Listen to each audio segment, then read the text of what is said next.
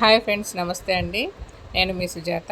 ఈరోజు మంచిగా మనకి ఇప్పుడు ఎక్కువ దొరికేటి ఏంటి చూసింది కదా.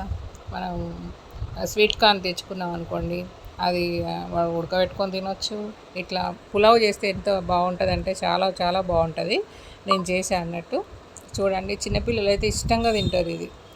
మనకేమేం కావాలో చూపించాను కదా. మనకు ఒక 2 టమాటాలు, పచ్చిమిర్చి, ఉల్లిగడ్డ, ఇక ఉన్న మసాలా దినుసులన్నీ అన్నీ ఒక్కొక్కటి 2 వేసేసుకోండి అంతే. మనం క్వాంటిటీని బట్టి వేసుకోవాలి. మంచి ఫ్రెష్ అల్లం వెల్లుల్లి వేసుకోవాలి, పుదీనా, కొత్తిమీర, అంతే. ఇంకేం లేవండి. మంచిగా ఒక చిన్న కప్పు వేసుకొని మంచిగా మగ్గించుకున్నాం అనుకోండి.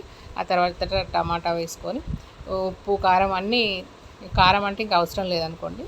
ఇందులోనే కొంచెం గరం మసాలా, ఇంట్లో చేసిన గరం మసాలా ఉంటుంది కదా, అది వేసుకోవాలి. ధనియాల పొడి అది వేసుకొని మంచిగా టమాటాలు మగ్గిన తర్వాత మనకు బియ్యం వేసుకునే క్వాంటిటీని బట్టి వేసేసుకోవాలి. వాటర్ వేసుకొని అవి మసిలిన తర్వాత మనం మంచిగా ఉప్పు చూసుకోవాలి. ఉప్పు చూసి అప్పుడు బియ్యం వేసేసుకోవాలి. బియ్యం వేసుకుంటే కరెక్ట్గా మళ్ళీ మనం సప్పగా ఉంటే మళ్ళీ వేరే కర్రీ వేసుకోవాలి. లేకున్నా తినొచ్చు అన్నట్టు. ఇట్లా రైతా ఉన్నా, ఏ పచ్చడి ఉన్నా, ఏదున్నా తినేసేయచ్చు.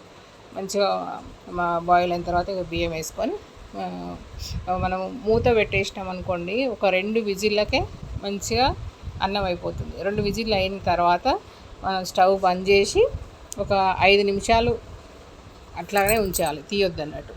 5 నిమిషాల తర్వాత మంచిగా మనం మూత తీసుకొని చూసుకుంటే సూపర్ అయిన స్వీట్ కార్న్ పులావ్, ఎంతో టేస్టీ అయిన పులావ్ అండి. చూడండి ఎంత బాగుంది, పొడి పొడిలాడుతూ వచ్చింది. నేనేమి బాస్మతి రైస్ ఏమి వేయలేదు, ఇంట్లో వాడుకునే రైసే వేసాను. చూడండి ఎంత పొడి పొడిలాడుతూ వచ్చిందో. చూసింది కదా, ఒకసారి ట్రై చేయండి ఫ్రెండ్స్. చాలా చాలా బాగుంటుంది. తినాలనిపిస్తుంది. పిల్లలైతే అవి చూస్తేనే తినాలనిపిస్తుంది, తింటారు అన్నట్టు. తినని వాళ్ళు చాలా ఇష్టంగా తింటారు. ఒకసారి ట్రై చేయండి ఫ్రెండ్స్, కార్న్ పులావ్.